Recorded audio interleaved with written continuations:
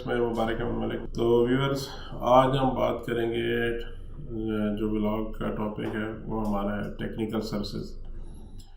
Technical services यहाँ पे Dubai में जो टेक्निकल सर्विसेज कंपनी जो है वो बनती है, ये उसकी जो एक्टिविटीज़ होती हैं उसमें आप जो है वो कंस्ट्रक्शन रिलेटेड जो है वो काम कर सकते हैं, क्योंकि यहाँ पे मोस्टली यूएई में ज़्यादातर कंस्ट्रक्शन का बिज़नेस है। तो कंस्ट्रक्शन रिलेटेड कंपनी ज़्यादा बनती हैं, कॉन्ट्रैक्टिंग कंपनीज बनती हैं और इस तरह मेंटेनेंस की कंपनीज बनती हैं। तो ये जो टेक्निकल कंपनी है इसमें काफ़ी सारी जो है वो एक्टिविटीज़ जो आती हैं, तो उनके बारे में आज हम लोग डिस्कस करेंगे। तो व्यूअर्स, अगर आप मेरे चैनल पे नए हैं तो चैनल को सब्सक्राइब कर लें ताकि हर आने वाली वीडियो जो है वो आप तक पहुंच सके। और बिज़नेस सेटअप का हम लोग जो है वो काम करते हैं। अगर आपको इस सिलसिले में कोई क्वेश्चन हो तो मुझे कॉल कर सकते हैं, व्हाट्सअप कर सकते हैं, मैसेज कर सकते हैं। तो let's start viewers. Technical company में जो एक्टिविटीज़ आती हैं उसमें तो सबसे पहले ये तबूक का काम आता है, यानी जिसको हम ब्लॉक बोलते हैं इंग्लिश में। ब्लॉक चुनाई जो कंस्ट्रक्शंस में जो काम होता है उसका तबूक का काम है। उसके बाद उसी की ब्लॉक का प्लास्टर ब्लॉक करते हैं, उसके बाद चुनाई करने के बाद उसको प्लास्टर करते हैं, तो ये प्लास्टर का काम भी उसी में आता है। उसके बाद फिर उसकी पेंटिंग वगैरह है, पेंटिंग का काम भी उसी में टेक्निकल कंपनी में आता है। फिर उसके बाद उसकी जो है इलेक्ट्रिकल वर्क है वो भी उसी में टेक्निकल में आता है। फिर उसका जो प्लम्बिंग वर्क है वो भी उसी में आता है, सैनिटरी का जो भी वर्क होता है सारा। फिर उसमें सीलिंग का काम है, जो भी बिल्डिंग में होगा वो भी उसी टेक्निकल की एक्टिविटी में आएगा। और उसके बाद फिर जो छोटा मोटा रिपेयर एंड मेंटेनेंस का काम है वो भी उसी में आता है।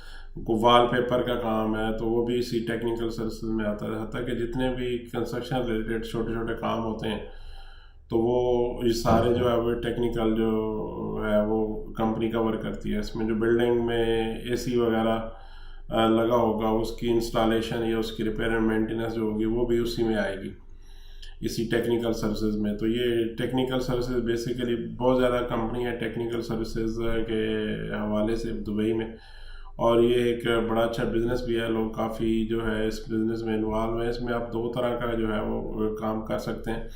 एक तो व्यूअर्स, आप डायरेक्ट जो है वो कॉन्ट्रैक्ट लेके काम कर सकते हैं। कॉन्ट्रैक्ट एक छोटे कॉन्ट्रैक्ट वगैरह भी ले सकते हैं आप डायरेक्ट भी, और अगर आप किसी बड़ी कंपनी के साथ अटैच होंगे तो वो आपको सब कॉन्ट्रैक्ट कर देते हैं, तो वो फिर मेन कॉन्ट्रैक्ट उनके नाम होता है, तो सब कॉन्ट्रैक्ट जो है वो आपके नाम होगा। तो उस पर भी जो है ना वो आप काम कर सकते हैं। और दूसरा तरीका ये है कि आप अपनी लेबर वगैरह बुला के, तो अपना जो जितने भी लेबर हैं उनको पर आवर पे किसी भी कंपनी में ऑन मंथली बेसिस, जिसको आप सप्लाई कहते हैं, मंथली बेसिस पे उनको डिप्यूट करके तो फिर उनको जो है वो माहाना उनके से जो है वो आप उनकी सैलरी वगैरह की मद में जो भी पेमेंट आपकी डिसाइड होगी वो आप जो है उनसे ले सकते हैं। तो ये एक अच्छा बिज़नेस है, और 70-80% जितना भी दुबई में बिज़नेस है वो कंस्ट्रक्शन रिलेटेड सारा ही बिज़नेस है, क्योंकि नई नई कंस्ट्रक्शन जो होती रहती हैं यहाँ पे। तो इस हवाले से जो है वो काफ़ी लोगों ने जो है ये बिज़नेस जो इख्तियार किया हुआ। तो इस सिलसिले में कंपनी की फॉर्मेशन जो होती है उसमें ये एक प्रोफेशनल लाइसेंस है, और प्रोफेशनल लाइसेंस कुछ आजकल एक्टिविटीज़ कुछ प्रोफेशनल भी हैं, उनमें भी जो है वो स्पॉन्सर की रिक्वायरमेंट को गवर्नमेंट ऑफ यूएई ने ख़त्म कर दिया हुआ है। तो इस लाइसेंस को भी आप स्पॉन्सर के बगैर भी बना सकते हैं और विद स्पॉन्सर भी बना सकते हैं। तो इसमें जो आप एक पार्टनर हैं या दो पार्टनर हैं वो आप डिसाइड करेंगे कि अगर एक पार्टनर है तो फिर सोल इस्टेब्लिशमेंट भी बन सकती है, दो हैं तो फिर वो उसमें सिविल कंपनी जो है वो बना सकते हैं आप लोग, और जो लोकल है वो सर्विस एजेंट जो है वो आ जाएगा। तो उसके बाद आपने नाम वगैरह डिसाइड करना, आप अपने नाम पे नाम कंपनी का रखेंगे तो उसके जो एक्स्ट्रा चार्जेस वगैरह वो नहीं आएंगे, और अगर इंग्लिश नेम वगैरह रखेंगे तो उसके जो है वो एक्स्ट्रा 2000 एवरी ईयर जो उसकी कॉस्ट आएगी।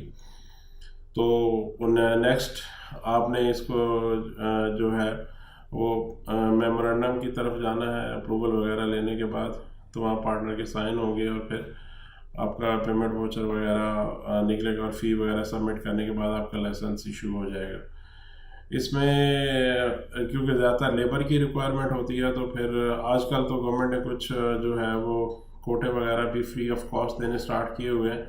तो 6-8 वीज़े तो आपको जो है ना वो स्टार्ट में फ्री में मिल जाएंगे। उसके बाद जो आप यूज़ कर लेंगे उनके बाद फिर आप जो है वो नए इस्तेमाल कर सकते हैं।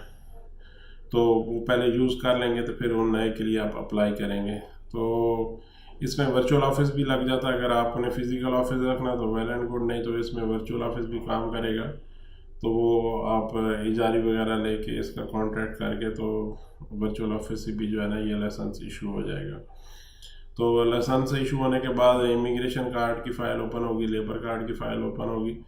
तो आप अगर आपका एग्जिस्टेंस वीज़ा है, रेजिडेंस आपके पास है तो वेल एंड गुड, नहीं है तो फिर आपको पार्टनर वीज़ा जो है वो लगाना पड़ेगा और उसके बाद अपनी लेबर जो है उसके उनके वीज़े जो है वो प्रोसेस करने पड़ेंगे।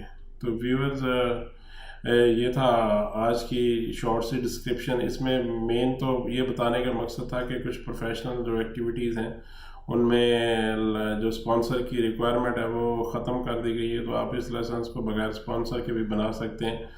तो अगर आपको इस सिलसिले में कोई क्यूरी हो, कोई क्वेश्चन हो, तो आप मुझे कॉल कर सकते हैं, व्हाट्सअप कर सकते हैं, मैसेज कर सकते हैं, तो इंशाल्लाह आपकी रहनुमाई की जाएगी। तो व्यूअर्स, अंटिल नेक्स्ट वीडियो, अल्लाह हाफिज़।